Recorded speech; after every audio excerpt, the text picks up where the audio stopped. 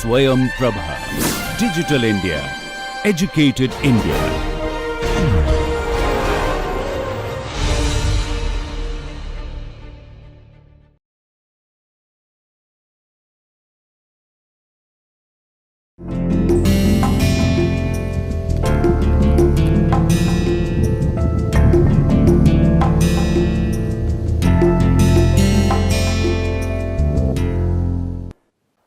मिनासान, कोनिचिवा, नमस्कार। आज की हमारी जापानी भाषा एक परिचय की इस 13वीं क्लास में आप सबका बहुत बहुत स्वागत है। आज उन लोगों का भी बहुत हम स्वागत करना चाहेंगे जो पहली बार इस क्लास में आ रहे हैं, जो पहली बार ये लेक्चर सुन रहे हैं। हम उम्मीद करते हैं कि आपको इन लेक्चर्स से बहुत फ़ायदा हो रहा है और जापानी भाषा बोलने में आपको आसानी हो रही है। अभी तक हम लोगों ने भाषा में बहुत साधारण चीज़ें करी हैं, जैसे कि आपने अपना परिचय बताया है, आपने समय बताना और पूछना सीखा है, आपने जगह बताई है, ये क्या वस्तु है इसके बारे में बताया है, मूल्य पूछा है। लेकिन आज हम लोग कुछ नया करेंगे। नया क्या करेंगे वो हम आपको बताते हैं। नया हम अब की बार आज की क्लास में आपको क्रिया बताएंगे। क्रिया क्या है, क्रिया का प्रयोग कैसे किया जाता है, वर्ब्स में टेंसेस क्या हैं, किस प्रकार से जापानी टेंसेस का हम सेंटेंसेस बनाने में प्रयोग करते हैं। इसी के साथ साथ हम लोग एक नया पार्टिकल भी करेंगे। समय के साथ कौन सा पार्टिकल लगाया जाता है। तो सबसे पहले आइए हम लोग देखते हैं कि हमारे लेसन में अब क्या है। देखिए यहाँ पे लिखा है नानजी नी ओकिमासु का। नान आपको पता है, जी आपको पता है। ये एक नया पार्टिकल है और ये क्रिया है यानी कि वर्ब है। का आप जानते हैं, जिससे कि हम एक साधारण वाक्य को प्रश्न में बदल देते हैं। तो इससे पहले हम अपना लेक्चर शुरू करते हैं। हम लोग एक ऑडियो सुनते हैं और देखिए आपको उसमें कौन से नए शब्द मिलते हैं। 会社は何時からですか? 9時からです。何時に起きますか? 毎日6時半に起きます。会社は何時に終わりますか? 午後6時です。何時に帰りますか? 7時です。तो अभी आपने मीरा सान और तनाका सान का ये एक छोटा सा काइवा सुना। इसमें कुछ नए शब्द हैं और कुछ ऐसा है जो आपने पहले किया हुआ है। तो सबसे पहले हम एक बार आपको पढ़ के सुनाते हैं, जिससे कि आपको उच्चारण भी समझ में आ जाएगा और कहाँ पे किस प्रकार का इंटोनेशन है वो भी आप जान जाएंगे। तो मीरा सान और तनाका सान का ये काइवा है। तनाका सान, काइशा वा नांजी कारा देसु का? 9時からです。田中さんは何時に起きますか? 毎日6時半に起きます。会社は何時に終わりますか? 午後6時に終わります。何時に帰りますか? 7時に家へ帰ります。या 7時です。आपने ये समय किया हुआ है, समय के साथ आपने हान भी किया हुआ है। आज जो नया है वो है ये पार्टिकल नी और कुछ आपको ये वर्ब्स नज़र आएंगे।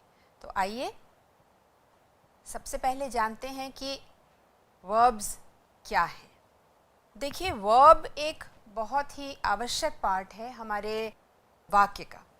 इससे हम जानते हैं कि व्यक्ति जो हमारा सब्जेक्ट है वो क्या कर रहा है, कहाँ जा रहा है, क्या खा रहा है, किस समय खा रहा है या नहीं खा रहा है, या और बहुत सारे कॉन्जुगेशंस हैं।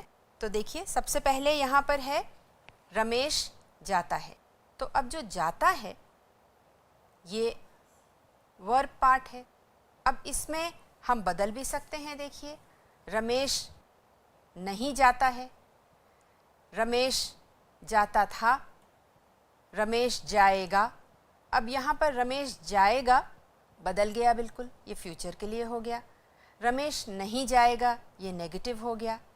रमेश जाना चाहता है, उसकी इच्छा हो गई। तो इस प्रकार से वर्ब से हम बताते हैं कि हमारा जो सब्जेक्ट है, हमारा जो टॉपिक है, जिसके बारे में हम बात करना चाहते हैं या बताना चाहते हैं, वो क्या कर रहा है।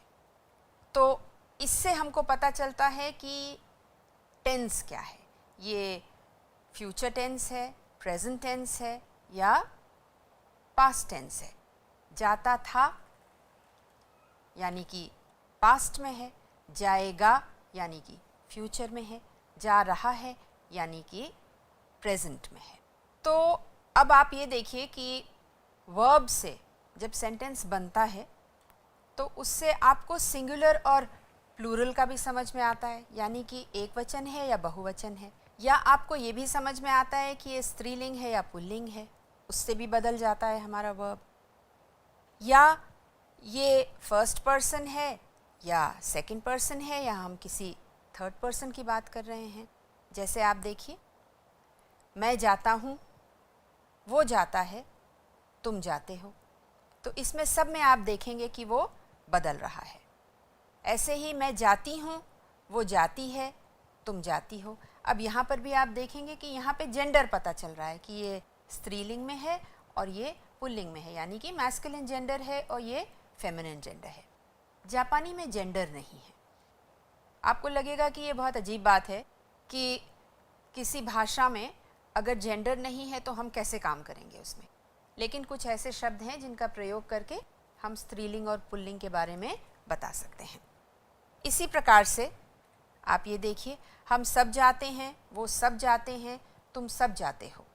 तो इस सब में भी आप ये देखेंगे कि यहाँ पे प्लूरल बन गया। सिंगुलर का मैं जाता हूँ और हम सब जाते हैं, प्लूरल बन गया। तो फिर से आपको बता दें कि जापानी में प्लूरल्स नहीं है, यानी कि एक भी वही है और 100 भी वही है। मैं जाता हूँ और हम सब जाते हैं, प्लूरल जो है वो बदलता नहीं है। तो ये दो चीज़ें होने से हमें भाषा में बहुत सुविधा हो जाती है। सुनने में कठिन लगता है, लेकिन जब आप बोलते हैं तो बहुत आसान रहता है। तो वर्ब्स जो हैं उनकी मदद से हम तरह तरह के कॉन्जुगेशंस करते हैं, और जो वर्ब का बेस है, यानी कि जो मेन पार्ट है वर्ब का, जो बदलता नहीं है वर्ब का, उसमें हम तरह तरह की चीज़ें लगा करके भूतकाल भविष्यकाल बताते हैं और बहुत सारी चीज़ें कहते हैं, जैसे कि हम ये करना चाहते हैं, हम ये करेंगे, हमें करना चाहिए। तो इस प्रकार से हम लोग वर्ब्स का प्रयोग करते हैं। अब जैसे आपने जाता देखा, जाता, तो इसका बेस क्या है? एक तरीके से हम लोग कह सकते हैं कि इसका बेस क्या है। इसका बेस जा है। जा में हम लगाते हैं जाता हूँ, जाऊँगा, जाऊँगा, जाने वाला हूँ, जाना चाहता हूँ, जाना चाहिए, जाता था। तो इस प्रकार से जा जो ये आपका बेस है, जो मूल है, उसका जो तना है, उसमें आप तमाम सारे कॉन्जुगेशंस करते हैं और नई नई चीज़ें बताने का प्रयास करते हैं। आपको हिंदी में पहले इसलिए बता रहे हैं क्योंकि बिल्कुल इसी प्रकार से हम जापानी में भी करेंगे। जापानी में भी ऐसा ही होता है। अब देखिए, यहाँ पर जो हमारा मेन पर्पस है इस कोर्स का, वो ये है कि आप भाषा सीखें, आप कम्युनिकेट कर सकें, आप लोगों से बात कर सकें। थोड़ा बहुत हम ग्रामर का सहारा लेकर के, समझ करके सिचुएशनल कॉन्वर्सेशन पर पूरा ध्यान केंद्रित करिए। जब बच्चा छोटा होता है तो वो क्या करता है? छोटा 2 साल का बच्चा है, 3 साल का बच्चा है, वो जो सुनता है, जो देखता है अपने चारों तरफ, वो एग्जैक्टली वैसा ही करता है। वो ये नहीं देखता है कि ग्रामर का कौन सा पार्ट ऑफ स्पीच है, या इस शब्द का मतलब क्या है, या इसका किस तरीके से प्रयोग किया गया है। वो केवल ये देखता है कि इस तरीके से इसको बोला जा रहा है और अगर ऐसी सिचुएशन आएगी तो मैं यही चीज़ इस्तेमाल करूँगा। तो उसी प्रकार से आप लोग भी जब नया नया आप सीख रहे हैं तब आप ग्रामर का बहुत ज़्यादा न प्रयोग करके कंसंट्रेट करिए अपने काइवा पर। वो आपको कॉन्फिडेंस देगा आगे चल के कि आप और ग्रामर जानना चाहेंगे। हिंदी में आपको इसलिए बताते हैं कि हिंदी जो भी थोड़ा बहुत हम लोग जानते हैं उसका सहारा लेकर हम जापानी सीखें और फिर जापानी में बोलने का प्रयास करें। अब जापानी में क्रिया जो है 3 भागों में विभाजित है। 3 तरीके के ग्रुप्स हैं क्रिया के, ग्रुप 1, ग्रुप 2 और ग्रुप 3। तो ग्रुप 3 जो है वो सबसे आसान है। सबसे पहले ग्रुप 3 कर लेते हैं। उसमें 2 वर्ब्स हैं केवल, कुरु और सुरु, यानी कि आना और करना। ये इसलिए ग्रुप 3 में है क्योंकि ये दोनों जो वर्ब्स हैं ये कोई पैटर्न नहीं फॉलो करते हैं, ये अपनी मनमानी करते हैं, इसलिए इनको ग्रुप 3 में अलग रख दिया गया है कि ये ऊपर के किसी भी ग्रुप में फिट नहीं होते हैं। ग्रुप 2 में जो वर्ब्स हैं या तो IRU या ERU से एंड होते हैं अपने बेस फॉर्म में, अपने मूल रूप में, इसलिए उनको ग्रुप 2 में रखा गया है। जैसे कि आपको लिख के दिखाते हैं, मी रू, यानी कि आप देखिए मी रू, तो IRU से एंड होता है, इसलिए इसको ग्रुप 2 में रखा गया है। अब दूसरा देखिए आप, ता बे रू, यानी कि देखिए ता बे रू, तो ये ERU में एंड होता है, इसलिए इसको ग्रुप 2 में रखा गया है। आ के रू, यानी कि कोई चीज़ खोलना, तो आ के रू, देखिए ये भी ग्रुप 2 में है। तो इस प्रकार जो क्रिया, जो वर्ब्स ERU और IRU में एंड होते हैं अपने बेस फॉर्म में, अपने डिक्शनरी फॉर्म में, अपने मूल रूप में, उनको ग्रुप 2 में रखा गया है। अन्य जितने भी वर्ब्स हैं वो ग्रुप 1 में है। जैसे इस ग्रुप में एक्सेप्शंस भी बहुत हैं और कुछ ऐसे वर्ब्स भी हैं जो IRU में एंड होते हैं या ERU में एंड होते हैं, लेकिन वो क्योंकि एक्सेप्शंस हैं इसलिए उनको ग्रुप 1 में रखा गया है। तो ये ध्यान रखिएगा, ग्रुप 1 में जो वर्ब्स हैं वो ऊ एंडिंग वर्ब्स कहलाते हैं। इसके वर्ब्स हैं आउ, आउ, काउ, काउ, काउ, या योमु,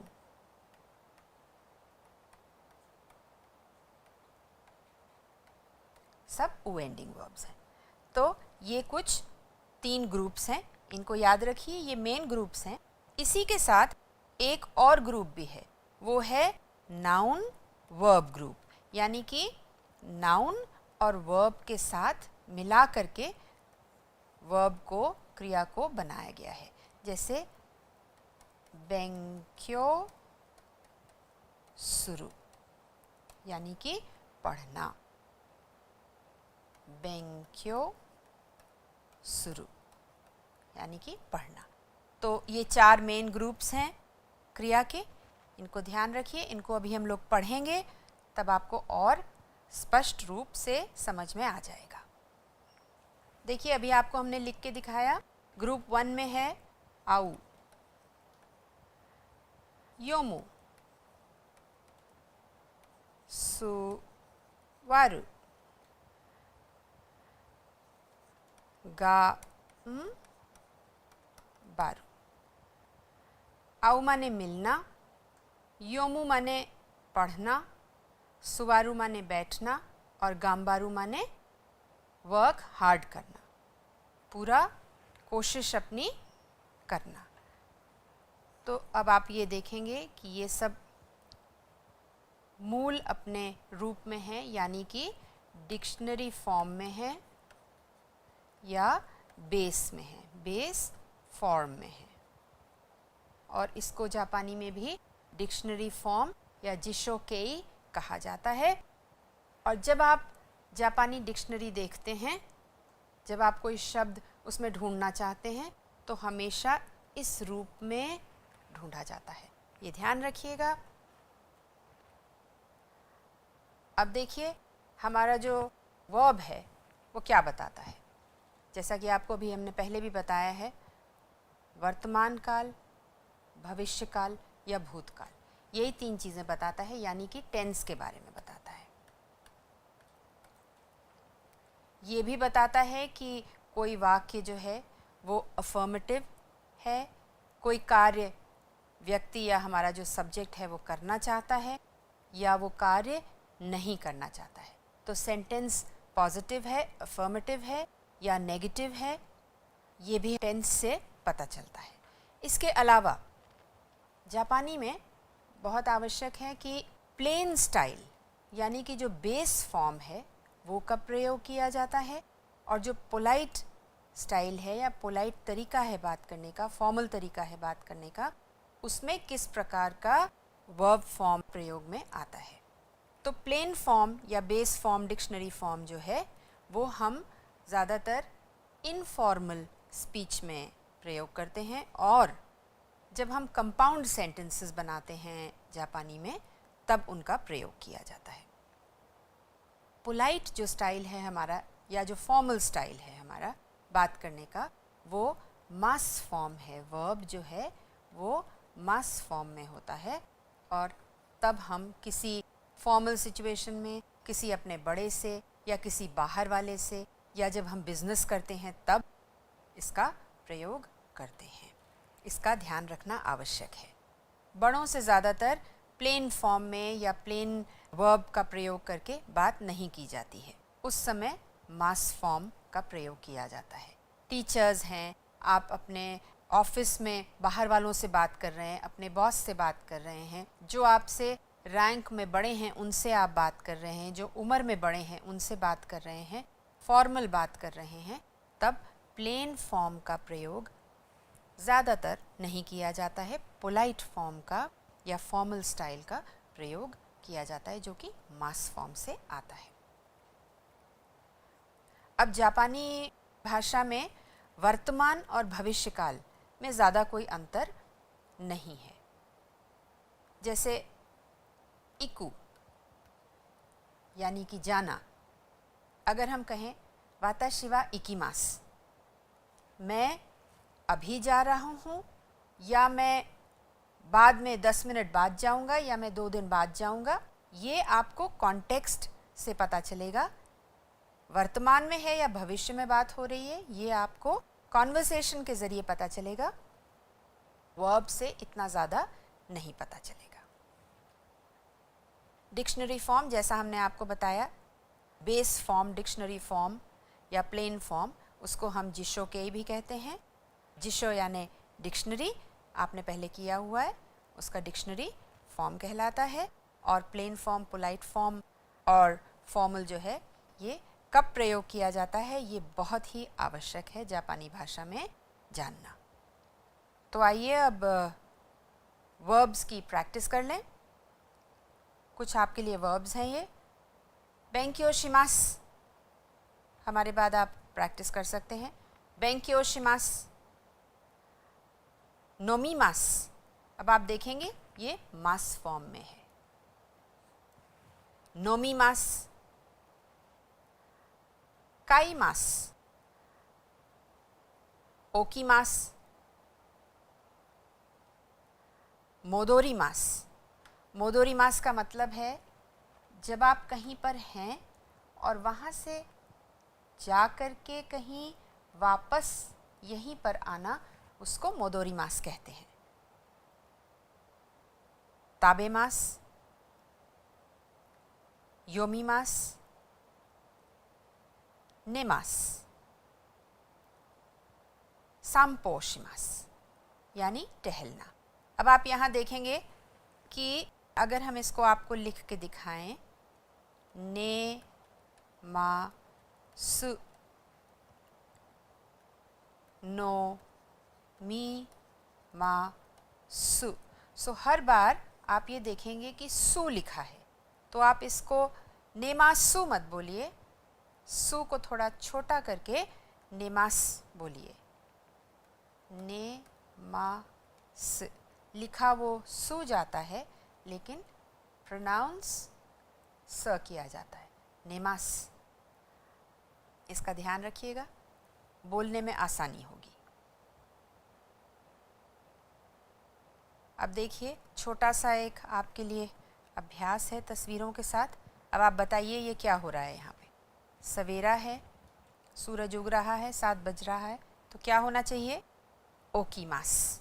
सही है, बिल्कुल, ओकीमास। अब ये बताइए क्या है? तनाका सान सो रहे हैं, 11 बज रहा है, नेमास।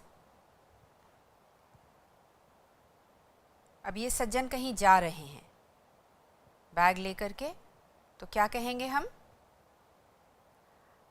इकीमास। तारोकुन क्या कर रहे हैं बताइए? खाना सामने रखा है, चॉपस्टिक्स उनके हाथ में है, हाशी उनके हाथ में है, क्या कर रहे हैं? खाना खा रहे हैं, तो इसको हम क्या कहेंगे? ताबेमास। बिल्कुल सही, ताबेमास। आपने अभी अपनी पिछली स्लाइड में इसका अभ्यास किया है। कुछ और तस्वीरें हैं आपके लिए, ये बच्चे खेल रहे हैं। आसोबीमास, ये क्या कर रहे हैं? देखिए, कहीं से वापस आ रहे हैं, तो वापस आने के लिए क्या वर्ब है? कायरीमास। ये जा रहे हैं और दौड़ भी रहे हैं, ये भी कहा जा सकता है। ये भी कहा जा सकता है कि ये घर वापस जा रहे हैं, तो घर वापस जाने के लिए क्या है हमने किया है? कायरीमास। जाने के लिए हमने क्या किया है? इकीमास। और ये फिलहाल क्या कर रहे हैं इस समय? ये दौड़ रहे हैं, तो हाशिरीमास। और तारोकुन पढ़ाई कर रहे हैं, तो बेंक्योशिमास। ये नाउन और वर्ब मिला करके एक वर्ब बनाया गया है। और इसमें वर्ब क्या है? नाउन वर्ब जब मिला करके बनाते हैं तो वर्ब हमेशा शिमास होता है। तो बेंक्यो शिमास, क्या कर रहे हैं हम पढ़ाई कर रहे हैं। अब देखिए, आपको एक चीज़ यहाँ बता दें जो बहुत ज़रूरी है। हम हमेशा अपने घर, अपने देश और अपने गांव वापस जाते हैं, यानी कि का ए री मास। ये ज़रूर ध्यान रखिएगा, हम अपने घर, अपने देश, अपने गांव जहां हम पैदा हुए हैं, जो हमारा नेटिव प्लेस है, हम वहां हमेशा वापस जाते हैं। वहां कभी जाते नहीं हैं, हम हमेशा वापस जाते हैं। जहां हम रहते हैं वहां वापस जाते हैं। तो आप घर हमेशा कायरीमास करेंगे, कभी इकीमास नहीं करेंगे। अगर आपका अपना घर है तो आप कायरीमास करेंगे। अन्य किसी भी स्थान पर आप जाएंगे तो आप हमेशा इकीमास करेंगे। ये ध्यान रखिएगा। इकीमास और कायरीमास में ये छोटा सा एक अंतर है। अब देखिए, जैसा हमने आपको वादा किया था कि हम आपको एक नया पार्टिकल बताएंगे, तो ये पार्टिकल है पार्टिकल नी। इसका प्रयोग कब किया जाता है? पार्टिकल नी जो है वो समय के साथ प्रयोग किया जाता है। अभी तक आपने किया है इमा रोकुजी देस। अब आप 6 बजे कुछ काम भी करेंगे, तो वाताशी वा रोकुजी नी ओकीमास।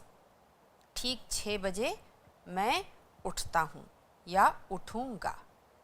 अब देखिए इसमें क्या है, जैसा लिखा है समय के बाद पार्टिकल नी का प्रयोग किया जाता है। तो ये ध्यान में रखना ज़रूरी है कि समय के बाद, समय से पहले नहीं, समय के बाद ही पार्टिकल नी का प्रयोग किया जाएगा।